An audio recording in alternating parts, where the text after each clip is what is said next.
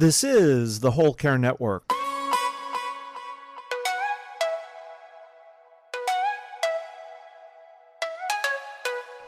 Helping you tell your story one podcast at a time. Content presented in the following podcast is for information purposes only. Views and opinions expressed in this podcast are solely those of the host and guest and may not represent the views and opinions of the Whole Care Network. Always consult with your physician for any medical advice, and always consult with your attorney for any legal advice. And thank you for listening to the Whole Care Network.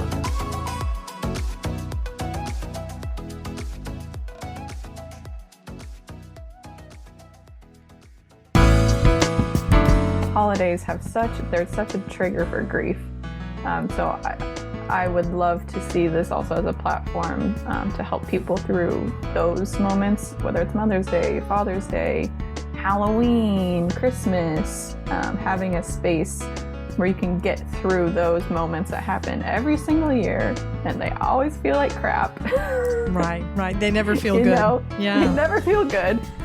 Grief or not, holidays are hard, you know? This is the Heart of Hospice podcast with Helen Bauer. Janelle Ketcher feels that writing letters when we're grieving can have meaning for the griever. She's come up with a letter writing project called Postal Service for the Dead. Whether you're a family caregiver or an end-of-life professional, the Heart of Hospice is here to enhance your hospice experience by connecting you with information you can use about end-of-life care.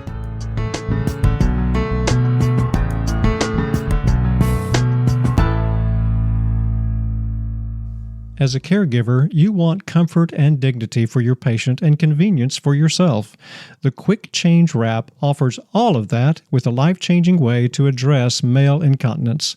It folds around the source of urine and wicks it away, protecting surrounding skin, clothing, and bedding. Use the Quick Change by itself or with an adult diaper for superior protection. A single caregiver can quickly change the wrap with no lifting or turning the patient. 800 hospitals use it.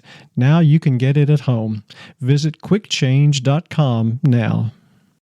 Today's episode is sponsored by Odonata Care. Odonata's motto is, "Care is treatment." They've made it their mission to transform the end-of-life experience for the patient and caregivers through education and support. With 50 free YouTube videos that teach bedside care and their booklet, The Care Plan, A Path to Comfort for the Hospice Patient, Odonata Care is revolutionizing the hospice experience. Visit thecareplan.net for more information. Now, here's today's episode. My guest today is a very unique young woman. She is doing some amazing work with a project called Postal Service for the Dead. Janelle Ketcher has a BFA in Painting, Art History, and Social Practice. She received a certification in Social Emotional Arts from UCLA Arts and Healing, and she completed her end-of-life training program at Going with Grace. So she's also an end-of-life doula. This lady is empathic, creative, insightful, and I love the work that she's doing. I don't want to tell too much of her story because she can really tell it the best. So here's my conversation with Janelle Ketcher from Postal Service for the Dead.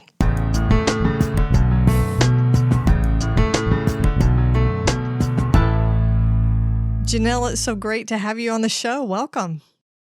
Thank you. I'm so excited to be here. So I really wish we were recording video today as well as audio because you have on an awesome sweatshirt. Looks like it's some merch for Postal Service for the Dead.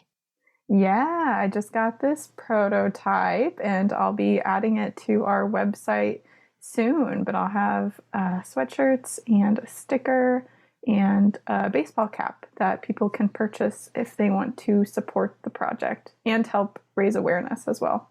I love it. I might have to get one of those for myself. Be fashionable. I know, right? Well, we're going to jump in. I've already introduced our listeners to the work that you're doing, Postal Service for the Dead, which sounds crazy until you know what it is. So tell me about Postal Service for the Dead and the work that you're doing. Yeah, so Postal Service for the Dead is a project where people can send in letters, like write in letters and send in letters to people in their life who have died.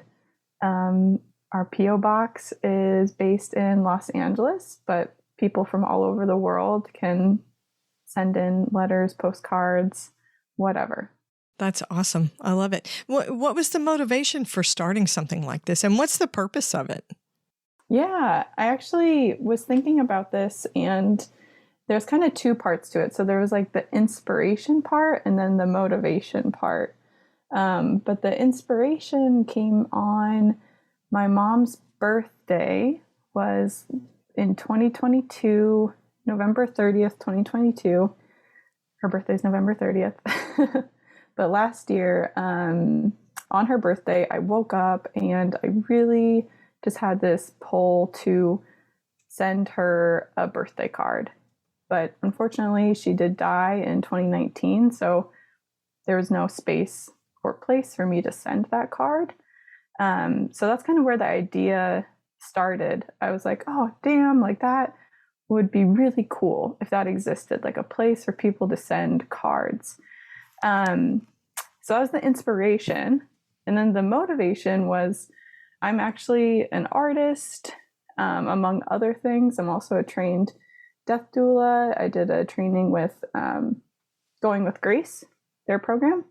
So the motivation was also to bring together these different skill sets I have and provide that resource to people. So yeah, combination of inspiration and motivation. Oh, and I am also kind of shifting gears in my life professionally from nonprofit arts administration into the library science world. So this project is also giving me an opportunity to practice some archival, archival practices that I'm interested in. So it's a meshing of many things that I'm interested in. I am really interested in how this process works, but let's touch back to the inspiration that you had. So your mom passed away in 2019, and then we went straight into the pandemic. Mm-hmm. And a lot of the grief support and connection that we would have had went away for a while. Mm-hmm. And I think we processed grief differently. And of course, grief was a huge discussion globally because of what was happening to everyone. How do you think that affected your grieving process? And do you think maybe that was part of the inspiration for Postal Service for the Dead? That's a good question. So, I mean, as anyone's grief is very unique to themselves and their experiences. For myself, and I also say, like, I like to talk in terms of like we, not only in terms of this project, but just for myself as well, because I do have two older sisters, and like we experienced along with our mom that whole journey together. So I do think in terms of we a lot, but we had a lot of like prolonged and anticipatory grief in our experience because my mom had frontal temporal dementia. So she was going through that journey for about 10 years. So by the time she actually died, as I'm sure you've talked to a lot of people on this podcast about, like there was some sense of relief. There was like a closing of a chapter. And then I think like the second part, I guess, after that is like once she did die, I don't know. I guess I've always been really drawn to organizing events and bringing people together and connecting people and bringing awareness to not only dementia, but to end of life and death as well. So I think this project, over like a slow accumulation of like other things that like have happened in my life and other projects I've taken on, it kind of fulfilled in a really timely way, like a new part of my grief in which like I now want to, how do I explain this? It's kind of like beyond me at this point. Like I feel, not that I've resolved my grief, but I'm on this like next stage of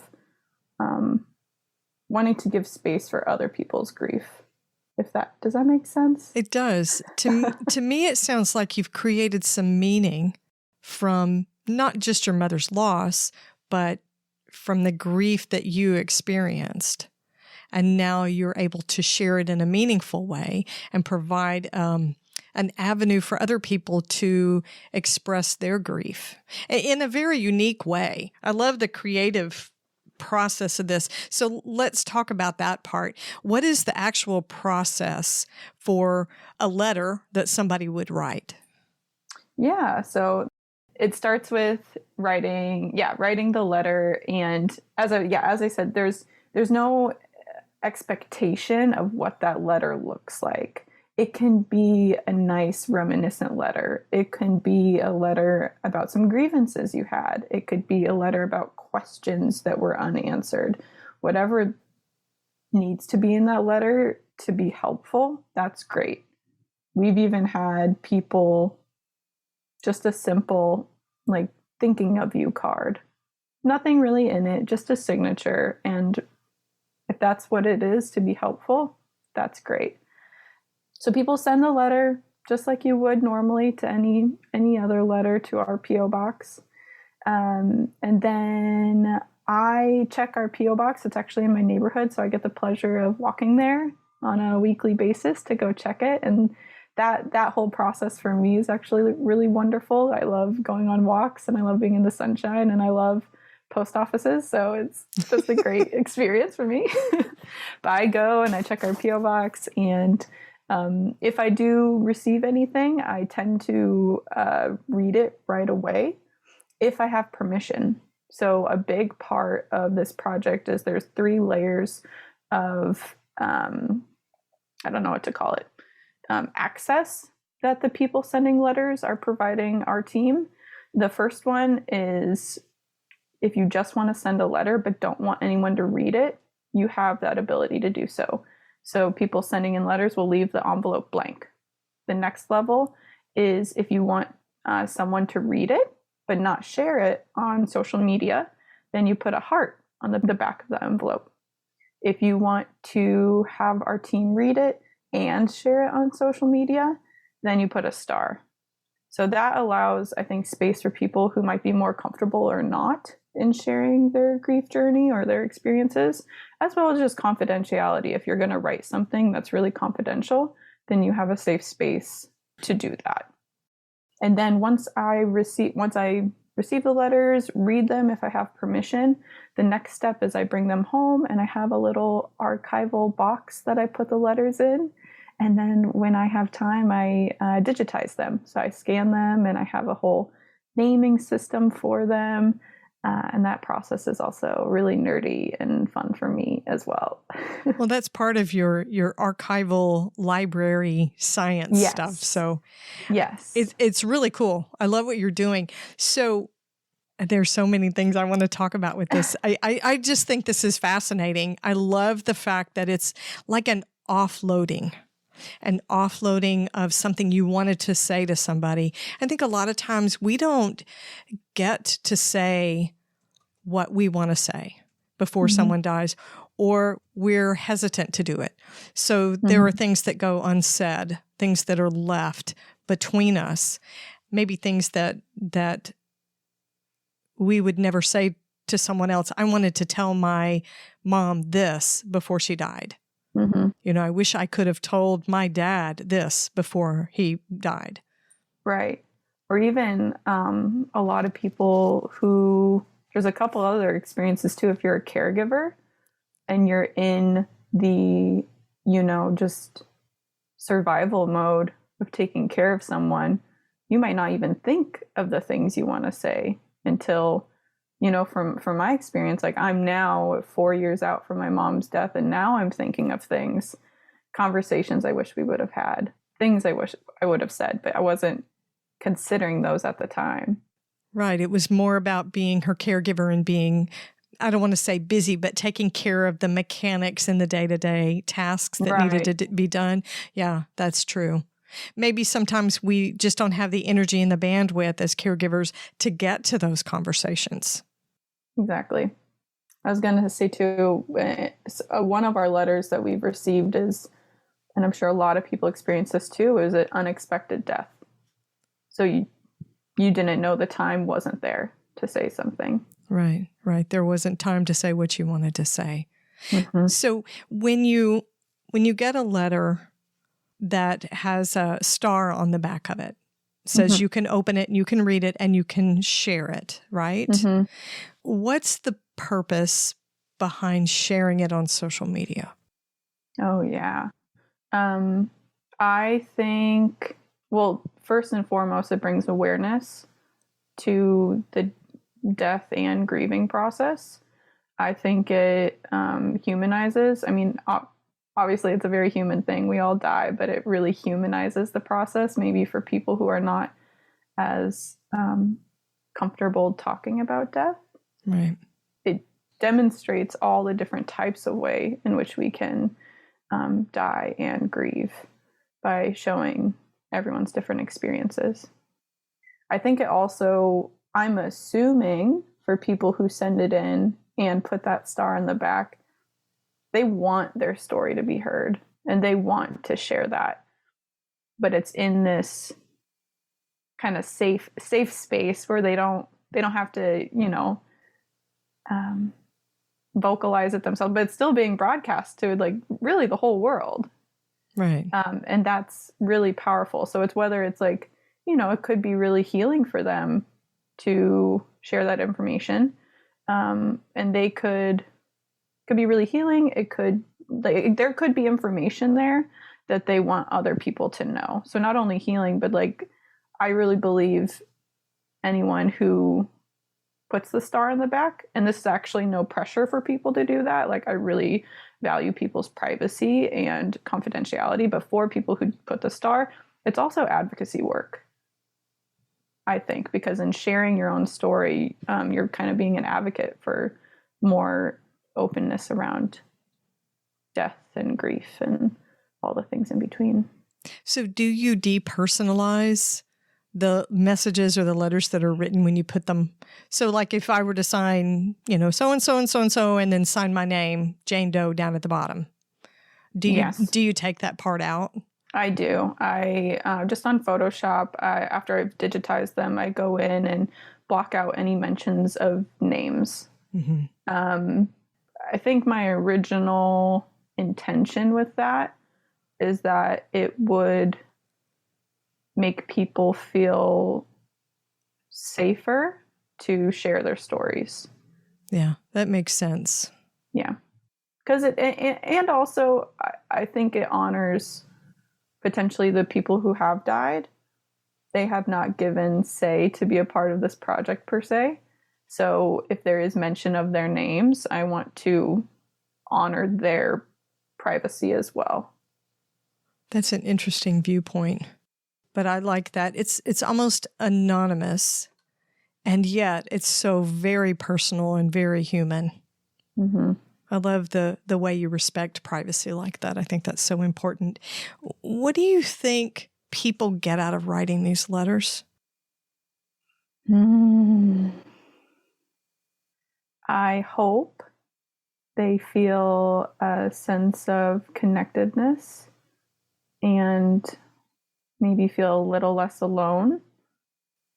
Grief can be really isolating, even though it's one of the things we all will experience. But I think it can be isolating because it's so personal. So I hope people feel connected. I hope they feel maybe a sense of relief. And connected not only to, still to this world, this living world, but a sense of connection, if they want that, to the person who has passed. I think there's also this, this is like going down a little bit more of a path, but I am very into trying to find little rituals in our life. I could go off more on that, but like I hope that for me, the process of walking to the post office, receiving this mail is very much a little ritual. And I kind of hope that for other people too. Like, I don't know, I've always loved sending letters, and I feel like that is such an ingrained thing across our world. It's like walking to the post office. Like, that's such a beautiful, it's just a beautiful gesture. And to do it for a thing that's not necessarily tangible anymore, that person is not tangible in your life anymore, it makes it, I guess, makes the death feel more real in a way. Yeah. So I hope it makes, I don't know what it is for people. I would love for people to message me on Instagram if they have participated, and let me know what the experience was for them. I'm only assuming what it is, but. Well, and maybe it's a lot like grief when it comes to how individuals feel about it. Everybody's grief journey is that little bit different. So maybe different people's experience with their writing their own letters feels a little bit different. And I'm sure it has a lot to do with whether you felt close to that person, what emotion you want to express, whether it's regret or anger or longing, all those different things. So a lot like grief, everybody gets their own version of benefit, right. And I would even say a form of self-care by writing the letter. Yeah. I mean, and like, I don't take credit for like writing and grief has been like a huge therapeutic tool, like across many, there's many ways to do that. So, right. But I mean, that is like definitely writing through your grief is very therapeutic. I think what you're doing might be, not to rag on grief journaling, not to be disrespectful of that, but when I think about journaling, sometimes that sounds like work. Like, I have to keep going. I need to do it every day. It's just something else I have to take care of. And yet I feel this heaviness in my grief. And maybe I don't have time for that. But to sit down and write a letter, it doesn't have to be long. You're not looking for a thesis. It's not even an essay or a research paper. You're just looking for a note. A few sentences, if that's all you feel like expressing. I think maybe that's more bite-sized for most people, especially if they're having some intense grief emotions. I'm hoping to provide some resources, like writing prompts and things around this.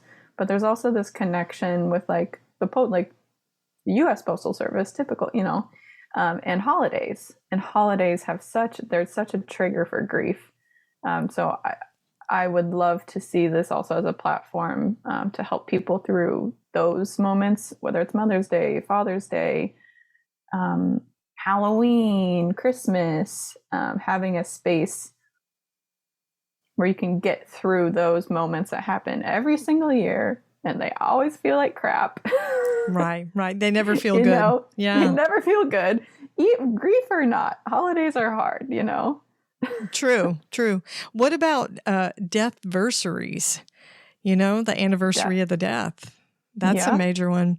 I've heard people talk about when the year rolls over, that New Year's Eve and New Year's Day is difficult because, like, if you had a loss in 2022, when the year rolls over to 2023, it's a closing of the year that you lost that person.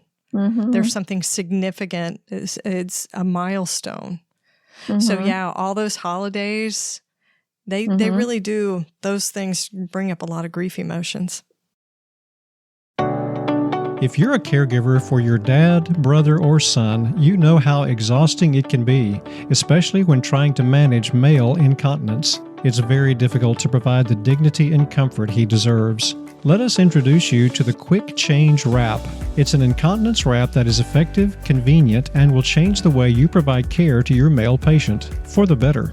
The Quick Change Wrap folds around the source of urine and wicks it away, protecting surrounding skin, clothing, and bedding. If you're a single caregiver, you'll be able to change the wrap by yourself with no lifting or turning. There's hardly any disruption to your male patient. In fact, he doesn't even have to be awake. It takes just a minute or two for one person to change the quick change wrap regardless of size, anatomy, or weight of the patient. Use the quick change by itself or with an adult diaper for superior protection. 800 hospitals use it. Now you can get it at home. Visit quickchange.com now.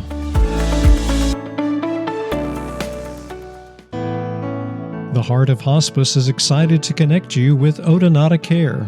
The owners and founders, Nancy Hireman and Brenda Kazire, are experts in end-of-life care with over 40 years combined experience as certified hospice and palliative nurses. They are the hospice care queens. Odonata's mission is to transform the end-of-life experience through education and support. Their 32-page booklet, The Care Plan, A Path to Comfort for the Hospice Patient, empowers patients and their caregivers with valuable information that can be accessed anytime, day or night.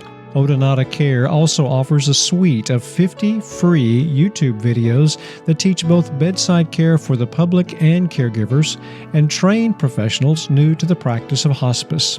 Odonata Care wants to support every patient admitted to hospice care. Their bottom line is caring for the patient, and that's why their motto is, Care is Treatment. Purchase copies of the Care Plan for yourself or your hospice agency at thecareplan.net. Now, back to today's episode. So, Janelle, I kind of want to hear some of the things that people are writing in the letters to you. Yeah. You'll have to pick and choose. Obviously, you can't share everything. But what are some of the things that you have found moving? Yeah. In the stuff that people are writing? A few of them have been just little updates on like that person, that the living person's life since their dead person died. And that's really lovely to me because I think that's definitely something I struggle in my grief, is like, I really grieve not being able to just pick up the phone and call my mom and give her a little update on like my accomplishments or like a hard thing that's happening in my life. So those really tickle me because I think I just personally resonate with that. One that I received, and we can choose to include this or not, and I did end up posting it to social media because it had the star in it. So to me, that signified the person wanted to share the story. One of the letters we received, though, alluded to domestic violence and potential death because of that. And that was a really hard letter for me to receive, not only because the content was challenging, but in terms of sharing that publicly, like my responsibility in the digital landscape and digital community on how to share that information. Right. That was definitely a challenge, but I chose to share it, and I provided a resource to, I think, the National Domestic Violence Organization. But that was a really powerful letter. It was a friend who was not able to say goodbye to their friend who had died. And that was really, that was just really powerful to me, in that I felt proud that they felt safe to share that information. Yeah. And with the star, that signified to me they wanted to share that information in case that could help anyone else. Right. It takes a lot of strength to do that. Mm-hmm. When you have an empathic side, an empathic nature, and you're reading through all these letters, that's got to get heavy sometimes for you. Yeah. I don't know if this sounds weird, but it just really, even the tough things, it really brings me joy to receive people's grief, because it's really an honor. And I'll preface with, in my day-to-day life, I don't always, I think, receive it perfectly. I think it's really hard. This is like a PSA to anyone listening. It's really hard to receive grief. And sometimes you're not going to say the right thing, do the right thing. And this project has been a reminder to me that literally, I think the best thing you can do sometimes is just receive it. Because in this instance, that's all I can do. I'm just receiving it. I'm not saying anything in return. I might be sharing on social media given permission. But yeah, at this time, and maybe it's a quantity thing, at this time, they're coming in a nicely paced way. It's just a couple of months so far that it doesn't feel overwhelming, and it doesn't feel too much. And I think that's maybe my understanding. It's like, people are dying every day. Of course this is happening. So then to receive people's experiences with it is just, yeah, it truly just like brings me a lot of joy in an odd way. And it's very humbling, and I'm very grateful. I think you just hit on what every end-of-life worker, every hospice professional, every death doula, anybody that works with people at the end of life, what we feel every day. It sounds crazy. It's very counterintuitive, but it is an honor and a joy to companion and walk with people when they do this. And it is a joy to be able to receive their grief and carry it with them. Mm-hmm. As far as being able to say the right thing, even the most seasoned hospice professionals say stupid stuff. We've all done it. And the fact of the matter is, even if you say great things, when you receive someone's grief expression from them, our response may not fit what they need. Right. Regardless. So you sort of have a private, neutral space to receive that, and there's no expectation of a response from you. Yep. I kind of like that. Yep. And I guess it's like a reminder for me in my like day-to-day life. It's like if someone comes to you with those big feelings, and I try and practice this in my personal relationships, but it's really hard to do sometimes. But just that question of, do you want me to respond? Do you just want space?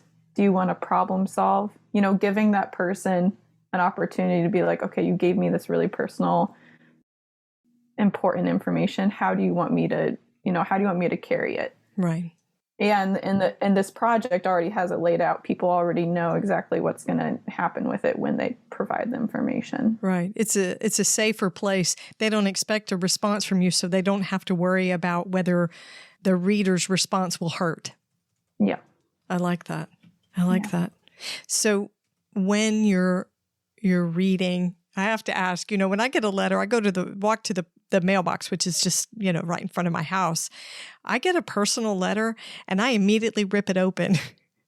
It's not one of those, I get a paper cutter, a letter opener, and I do it very neatly. I'm like, I got to see what this person wrote to me, because letter writing is a lost art these days. People just don't do it. So do you have a ritual for actually opening the letters? Do you carry them back with you after your walk and find a quiet space to open them so you can process what's inside? Yeah, I think the first couple, I was so excited. I'm still really excited every time I get one. But the first couple, I was so excited. I opened them up right away. Mm-hmm. But then I was just kind of zhuzhing around my room and cleaning stuff up, and I found a wooden envelope opener mm-hmm. that my Nana had given me. So I've kind of incorporated that into the ritual as well. As like I wait to get home, practicing patience always, and then I use that to open it up, and that feels really serendipitous, because like truly my Nana really ingrained in us, like not only like writing thank you letters. She was like, you have to write thank you, like that's just what you do. And it's like, yeah, sure. Of course, yeah, write thank you letters. But also she's been such a good role model to me in keeping up relationships. She's still, she's very old. She's 95. A lot of her friends and family and loved ones have since died, but like she kept up friendships from her childhood and all points of her life. And so I don't know, that little opener just reminds me of her and the values that she's kind of instilled in me. I like that. I love that. So let's talk self-care, right? We talk about self-care on almost every one of my podcasts. It's become sort of an overused phrase, right? Yep. Because people just expect self-care to happen so easily. And, you're supposed to know how to do it automatically and know when you need it. And of course, we stink at it, right? I stink at it. But when you're reading through these letters, and I know you're early on in the project, right? You haven't had an onslaught of letters, but there's a possibility that you're going to experience some compassion fatigue, some secondary grief from the things that you're reading. What do you do to take care of yourself in instances like that? I mean, surely in your work as a doula, you've experienced some of that. Yeah. So a little background, I work at a public library right now. I also do these art projects.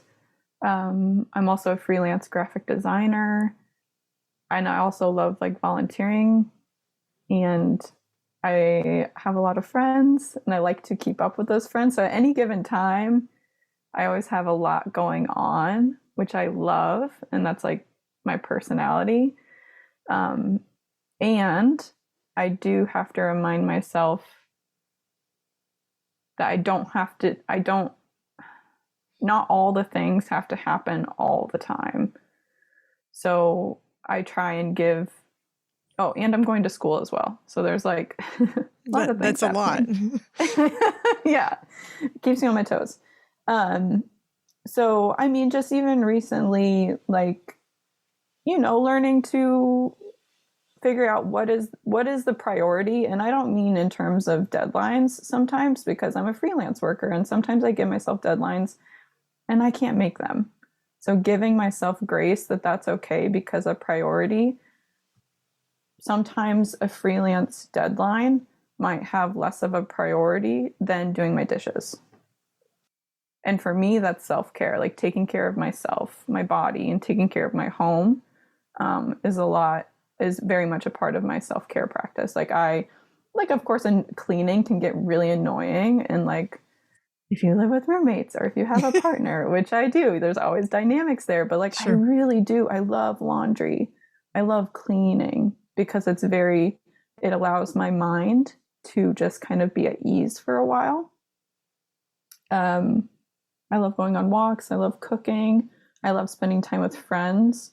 So for me, self-care is, if you visualize like a plate of food, it's like looking what's on your plate and like maybe figuring out like what you have to put in a Tupperware container and put in the fridge for a while or put in the freezer and you can pull it back out. It's still going to taste good. You just got to let it dethaw. So knowing what you have to like move around to get all the nutrients you need. That's a pretty good metaphor. I like that. It's basically learning to prioritize and picking and choosing and setting boundaries on how much, on what your portion of different things would be. Yeah. That's good.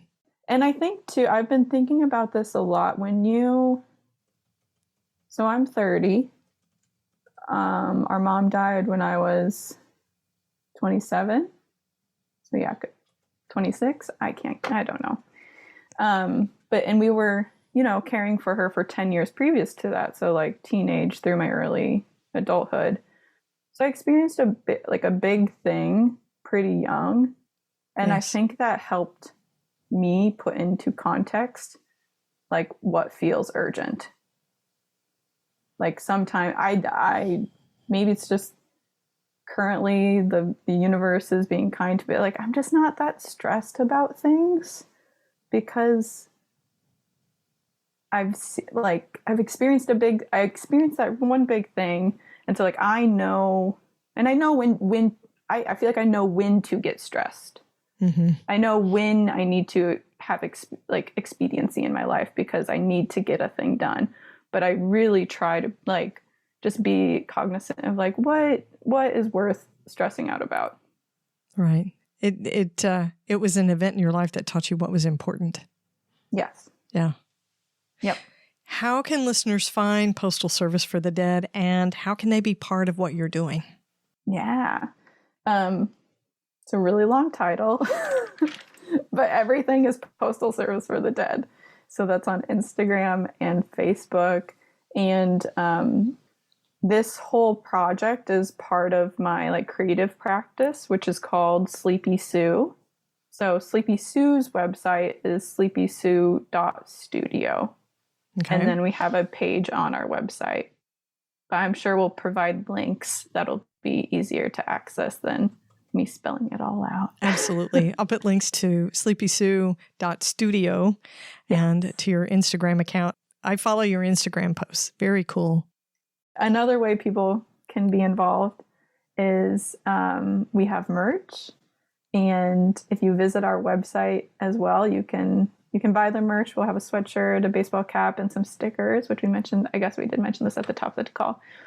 But I'm also hoping in the future to put together resources for people to feel confident to host their own letter writing events or workshops or parties. So if you're feeling intimidated that you don't want to do this thing alone, in the future, I'll be offering some support on how you could organize other people to come together and write together, walk to the post office together. So stay tuned for that. Awesome. Janelle, thank you for sharing such a personal story, such a personal journey with not just my listeners, but all the people who are now going to have the opportunity to write letters. Yeah. For you to become part of their grief expression, part of their grief journey. And maybe just like you, they're going to find some joy and some meaning in that. So thank you for the work that you're doing. It's amazing. Well, thank you so much for having me.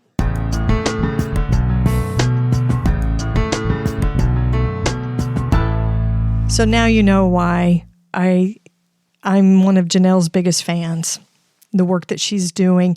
She took such a difficult life experience, the loss of her mom, and this little trigger that came up on her mom's birthday, November 30th.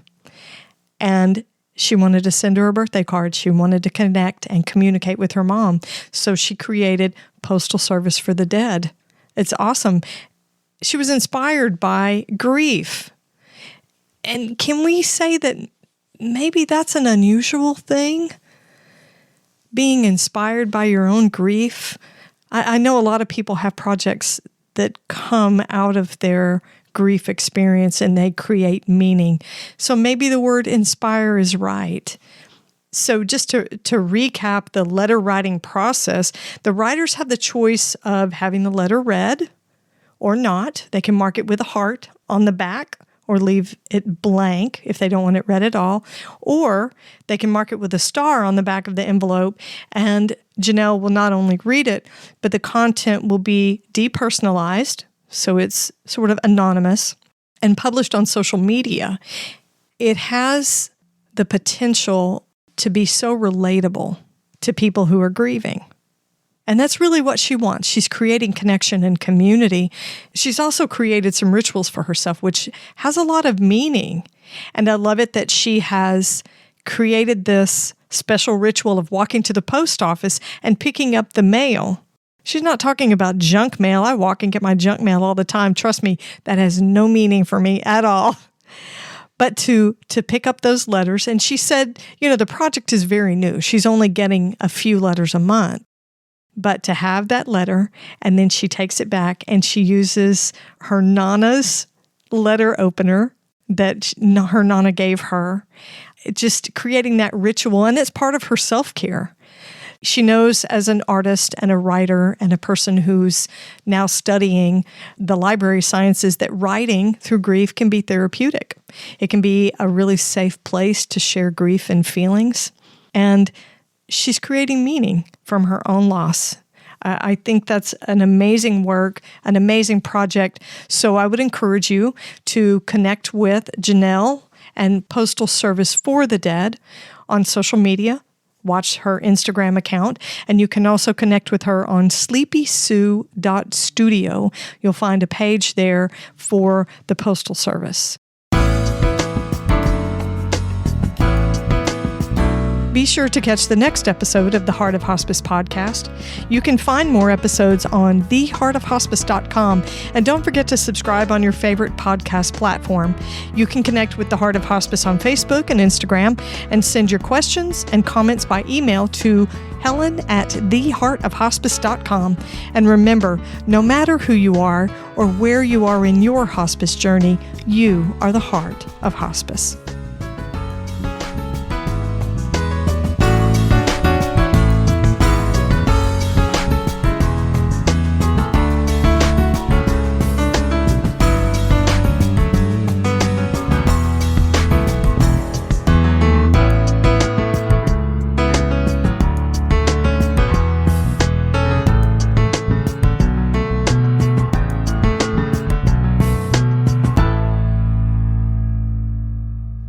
This is the Whole Care Network.